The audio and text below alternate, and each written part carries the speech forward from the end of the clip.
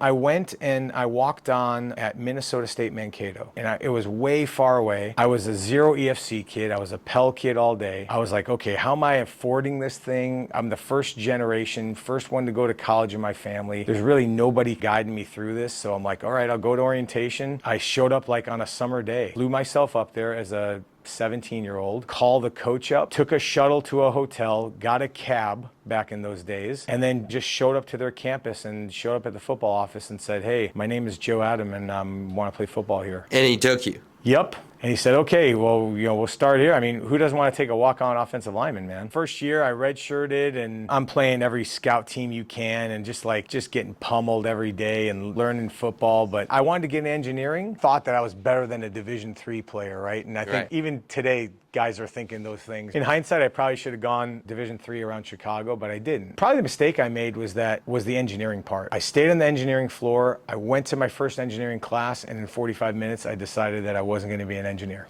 That's a lot of people, I feel like. And I was like, y'all getting this, man? And they're like, yeah, man, this is great. And they're talking about ohms and electricity. And I'm like, man, this sucks. I am not doing this for the rest of my life. But a lot of it because the people that surrounded me said, hey, you'd be really good at this. You can make a lot of money. And so I kind of utilize that when I talk to young men today is just figuring out what your passion is and not what your major is. If you're good at something in school, you wake up every day and it sets your hair on fire and you're like, you have a passion for it, like go do that. Don't worry about anything else because you only have one life to live and you live it that way, right? And life is different for everybody. It was really hard because going into the second semester, my mom called and she's like, we're kind of out of funding here. So I had a way to get to college. I had no way to sustain it. We were having some struggles at home. We lived in an apartment, me, my mom, my sister. Times were hard, man. I kind of had to grow up and I had to make a choice. It was the hardest conversation I've ever had with a coach in my life. I've never quit anything in my life, okay? And it's kind of a pride piece. And I had to walk in and tell him that I was leaving because I couldn't afford school anymore. He's like, hey man, you're getting better. We were thinking about maybe putting you on scholarship going your second year, giving a little bit. And that's all I wanted to try to earn, right? I wanted to try to earn my spot and my opportunity. And so my best friend, Aaron, drove up, picked me up. I went back home and started working 2 jobs to help some of the bills around home and put my football dream on hold for a little bit. I got a great job working at the Merchandise Mart in downtown Chicago from a family friend of ours. And then Coach Richardson called me up the next fall and said, hey, I know you maybe want to get into coaching, I've heard, and do you want to help us out? And so I quit the Merchandise Mart, which is like a 20+ hour,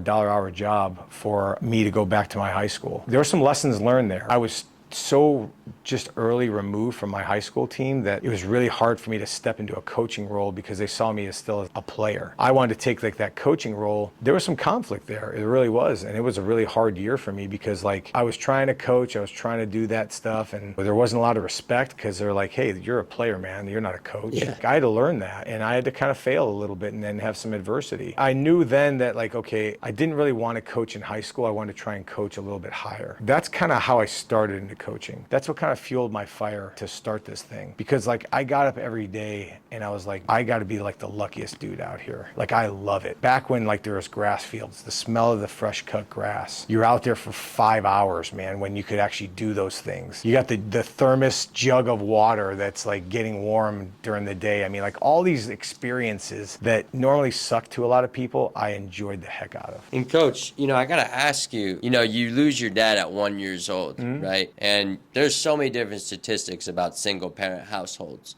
And you could have been one. Why weren't you? I think a lot of it was my mom is a rock star. I mean, she is everything. She sacrificed so much, worked odd jobs, came to America, is the story of like living in America, right? I just grew up with this tremendous sense of pride in who I was. Whether it's because of my mom, whether it's because of my nationality being Armenian, I think that was important growing up. Like, don't do anything that diminishes your family name. My grandfather was really important to me. And my grandfather was kind of like, to the rest of the family, was rough around the edges sometimes and very demanding. But to me, we had kind of this relationship where, I'd go and help him out on Saturday mornings and it was like the greatest thing ever, man. Like going to the barber shop, just the smaller things that I remember and the life lessons that he taught me shaped me for who I was going to become. I think that's kind of how I wasn't a guy that fell into drugs or did stupid things. I didn't make all good decisions, trust me, but I didn't follow that pathway because I had a sense and a purpose in some of my steps. And I had that at an early age. When you have to like kick in on the light bill and the rent when you're 19 years old, that'll grow you up really quick. That was my reality. And I always thought growing up, like, live in your reality, don't worry about everybody else. And that's something that I've continued to live into my adult life. You know, I just think it really says, though, how you can relate to those kids.